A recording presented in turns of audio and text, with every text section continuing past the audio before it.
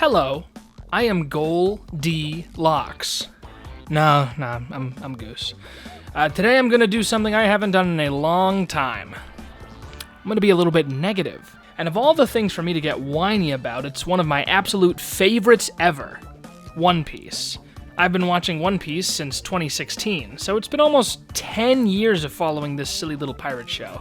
And as someone who binge-read and watched up to Dressrosa, then followed along weekly until the present, I've collected some personal issues regarding certain aspects of the series. Granted, these are all pretty minor, and a lot of them aren't relevant to the current story anymore, but I've been holding on to my complaints long enough. I don't expect this video to change anything, not that it could. It's a video from a YouTube channel with less than 10,000 subscribers discussing my personal preferences on a story that started 5 years before I was born. Today, I just want to complain, and I hope some of you One Piece fans watching get where I'm coming from once I start telling you about it. Oh yeah, spoilers by the way. If you're not caught up to around chapter 1130, which is probably a crazy high number to most non-One Piece watchers right now, just close out of the video. I don't want y'all getting the surprises ruined for you, or let down if what I feel isn't the case in the story. Without further ado, let's get this show on the road. Starting off with my absolute biggest issue in One Piece. The potential for a pretty cool villain and what I feel like would be a really substantial percentage of people on the sea during the Great Pirate Era. Bounty hunters. They go around knocking pirates on their head, taking them to marine bases, and then collecting their bounty before moving on to the next pirate.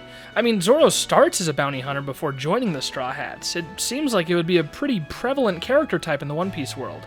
But after Baroque Works falls apart pretty early in the series, the only bounty hunters we see after are the Frankie family, whose leader joins a pirate crew, Jean Ango, and Abdullah and Jeet. I'd be surprised if you even remember those guys. What I'm trying to say is, pretty early into One Piece, bounty hunters are just dropped completely, and even then we hardly see any bounty hunting actually happen. Granted, One Piece isn't about bounty hunters, but imagine how cool it would have been to have like a lone bounty hunter villain chasing down the Straw Hats early on in the story. It's sort of impossible to implement into the story now, unless it was an entire guild of assassins due to how strong the Straw Hats have become. Come to think of it, we've never really heard much of anything regarding Zoro's travels as a bounty hunter. That would be cool to see some backstory for, but that's just me. That's one of the many minor issues I have with the story, and it's probably the one that's bothered me the most, though, so I'm glad I finally got that one off my chest. Another thing from pretty early on that I noticed a drop in that bothered me was a striking lack of interesting devil fruit usage. For the purpose of this video, I'll zero in on the one thing that I think is really unique that they don't do anymore. Devil fruit vehicles. There are about 3 that come to mind. Ace's boat, the Striker, Buggy's Chop Chop car, and Smoker's Billower bike, which was actually the most recent usage of any devil fruit vehicle. The last time we saw this thing was in Alabasta. You could also technically include Aokiji's bicycle, which I will because I want to. All of these vehicles were introduced pre-time skip, and then all proceeded to vanish into nothing. We haven't seen anything like them since. The one exception is maybe the Queen Mama Chanter, because she uses her soul fruit to make it talk. Honestly, Big Mom is one of the big torch bearers for this specific issue, being one of the few characters to use her devil fruit so uniquely. Though, I mean, her devil fruit is pretty niche anyways, so I don't know what else she would do with it. Buggy is another exception, using his floaty body to make himself bigger and imposing with his, blanket? I'm not sure what to call this. And Luffy, what with how creative he's been with his fruit, especially recently with 5th gear being unlocked. Anyways, I wish more devil fruit users were more creative with their fruits. It's honestly one of the most intriguing parts of the powers to me. Oh yeah, I was going to talk about Smoker too. Let me just go on a little tangent here. Where did Smoker go? After Alabasta, he just disappears until Marineford, pops back in at Punk Hazard after the time skip, and then vanishes into a puff of smoke, pun fully intended, until the final saga. What the fuck? He is so cool! A major reoccurring Marine teetering on the edge of going rogue due to the corrupt nature of the organization, smoking 2 cigars at once all the while, alongside his aforementioned Billower bike and his Sea Prism Stone Jeet. Put a pin on that last one. We'll talk about that more in a moment.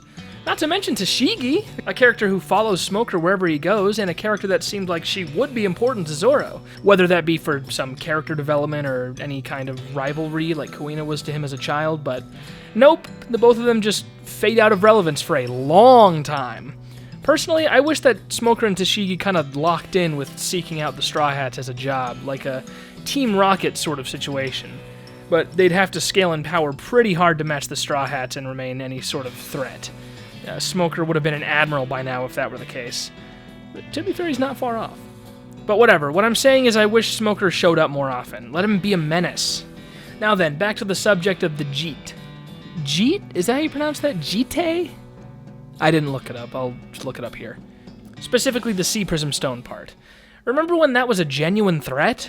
A rare mineral used by Marines and others to contain, weaken, and totally disable Devil Fruit users from using their powers, usually completely draining them of their energy as well? They were once a real problem to deal with, which is why Smoker is so smart for using it on his weapon.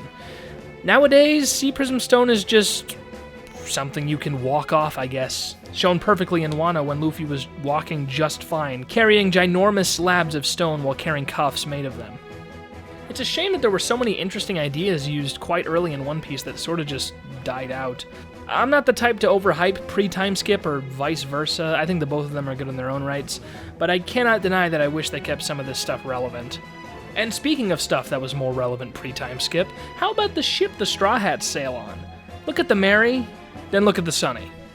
Which one of these has made you cry? Obviously, this is an exaggeration for the purpose of elaborating, but you get what I mean. The Thousand Sunny, for some reason, has not been given the same focus the Going Merry got during its tenure as the official ship. Sure, the Sunny looks cooler and has some more neat features, but the Merry made me feel a lot more. There haven't been moments like the ones in Skypiea where the little fairy guy I forget the name of helps repair the ship. Or hey, the Sunny doesn't need a funeral like the Merry did to be something I can get invested in emotionally. Once Water 7 wrapped up, the Thousand Sunny just became sort of a means to an end, just going from location to location, whereas the Going Merry felt a little more like a character. I suppose it helped that it had a lot of emotional importance to Usopp, who got a lot of focus in the story, while Frankie is the one who has more attachment to the Sunny as its creator, but because he doesn't get much aside from a few battles each arc, there's not really any time to focus on him. Say, that reminds me of a really amusing segue I was going to do for this video. This is it.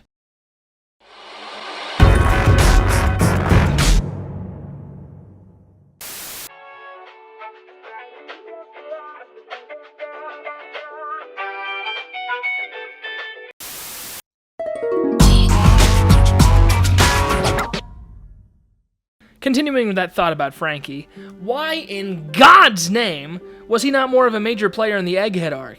From what I remember of the last arc, Frankie, who spent 2 years studying Vegapunk's old records and blueprints to build his new body, and the General Frankie robot, when he met Dr. Vegapunk, it seems like he just fanboys for a little bit, but then the story moves on.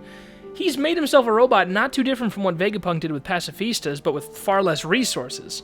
He's shown to be a tech geek and is in a world full of elements that's tailor-made for him to take the center stage. But it's become another situation of way too many characters being major players in the story during this arc, with Kizaru, CP0, Saint Saturn, the Straw Hats, the Vegapunks, and all the other miscellaneous freaks. So the person who should have gotten the most focus during this arc got pushed to the background. This could have been what Wano was for Zoro, or what Whole Cake Island was for Sanji.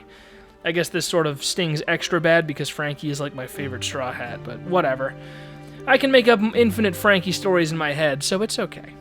That last part about Vegapunk's technology sort of made me realize something about One Piece that I'll talk about right now. This wasn't originally in the script, but researching all the stuff about Vegapunk kind of made me realize it. I'm not actually that big on all the futuristic tech in One Piece. Supposedly, One Piece takes place in pirate times, around the 16th century, which brings all sorts of technical limitations of the time. One example is things like communication taking much longer, which is sort of done via the news coup, and just how long places take to sail to in general. But stuff like the transponder snails, just give them phones. I'll give them a pass because I don't think they're connected worldwide, and they're very fantasy, so it's not too blatantly a telephone, but the Vegapunk technology on Egghead Island just really makes me feel like I was watching a different show. I understand Vegapunk is supposed to be like 500 years ahead of anything of the time, and if that's the case, it would have been fun for him to use some sort of fantasy-twisted version of technology from like the late 90s to early 2000s, since that's actually 500 years after the 16th century.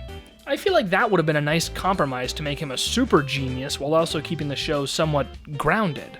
And I know people are going to be laughing at me in the comments. I'm complaining about a fantasy pirate show about a rubber man being grounded. But I don't know, the egghead tech just doesn't sit super right with me. Now that I've gotten over my major story and general world-building issues, it's time to start complaining about the nitty-gritty stuff. Firstly, I really wish that we got the chance to see more of the real-world happenings in the One Piece planet. More little moments from the people on random islands really help make the world feel more alive. Thankfully, the anime's stretched pacing actually gives some more time for these moments, which almost makes me grateful that the pacing is as shit as it is.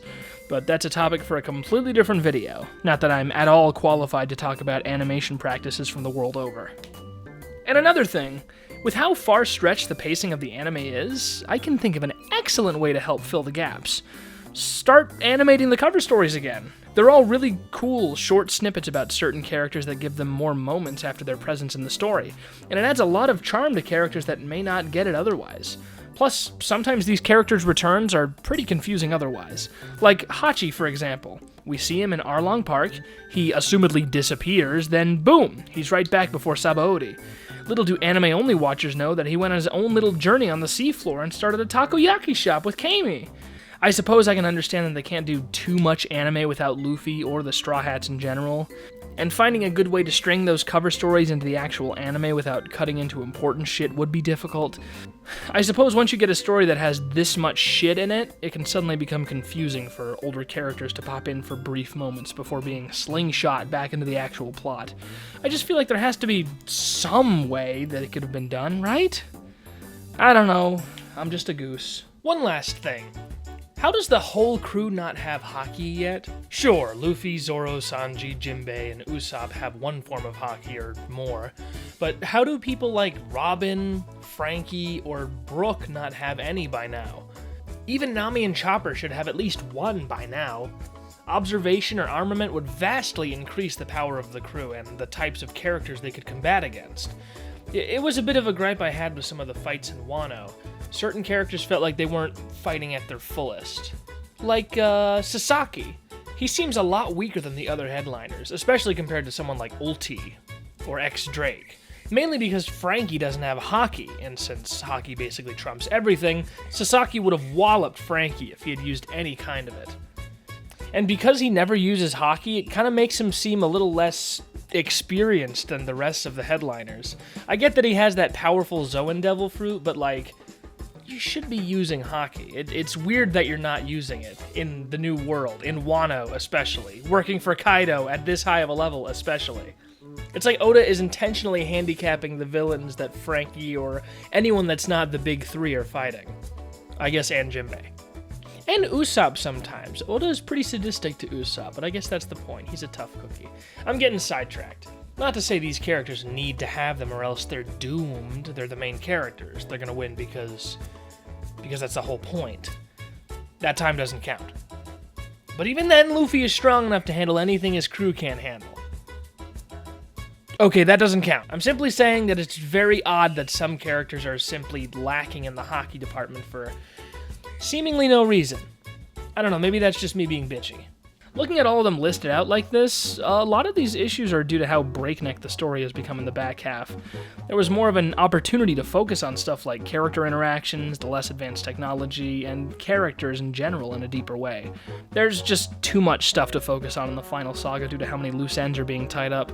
And while I am excited to see it all come to a grandiose conclusion, I do wish my favorite pirates had a chance to slow down and interact more like they did in the past. Especially with the addition of some of the newer crew members. I feel like we could have used more time with Brook and Jinbei just palling around with the crew. But I suppose the story has to come to an end eventually. Oda isn't getting any younger. At the end of the day, I don't mind stomaching some of my whiny little complaints. I get to watch the best Shonen Jump story conclude as it happens. An infinite amount of people will have to deal with spoilers for what the One Piece actually is once the manga ends. Not me! I get to see it as it happens. And experiencing that, in exchange for some itty-bitty annoyances, that's just fine by me. If it wasn't obvious, I love One Piece. Any flop, that's gonna be all I've got for today's video, so I would absolutely love it if you could stay a moment while my secretary Bonnie shows you some art and I talk about some of my other ventures that I think you might enjoy. If you didn't know, I've got a second channel now. It's called Goose's Golden Gallery, and it'll be where I post all my music, art, outtakes, and other silly stuff. Link in the description. alongside my TikTok, Blue Sky, and Newgrounds. I post extraordinarily funny things, and other stuff too, like my art and other creative thoughts. Worst case scenario, you don't follow me, and in that case I'll drown myself, so no biggie. I also have a Discord server, the Honk House. That's where me, my friends, and most of my viewers hang out and talk, share art, and occasionally have game nights and whatnot. It's great. Also, hey, become a headliner, maybe. That's what I call channel members. You get access to emotes on my live streams, first dibs on watching new videos, votes to decide on the priority of specific videos, a private channel in the Discord server, your name in the credits of videos, as well as a little doodle alongside your name. To get that doodle, though, you'll have to join the Discord server to let me know how you'd like me to draw your head. Feel free to commission me for art, by the way, contacting me via Discord or Blue Sky. Been kind of short on money since I had to get my car fixed, but also just the world kind of sucks right now, so every little bit helps. Finally, if you have any fan art you'd like to share, tag me in it on social media or post it in the channel of my Discord server, and I'll put it at the end of videos. I believe that's everything for now, so let's close the video. My name is Goose. I thank you very much for watching, and go convince your friends to watch One Piece. It's really good despite my complaints, I swear. Time is running out to catch up to the series. Okay, bye!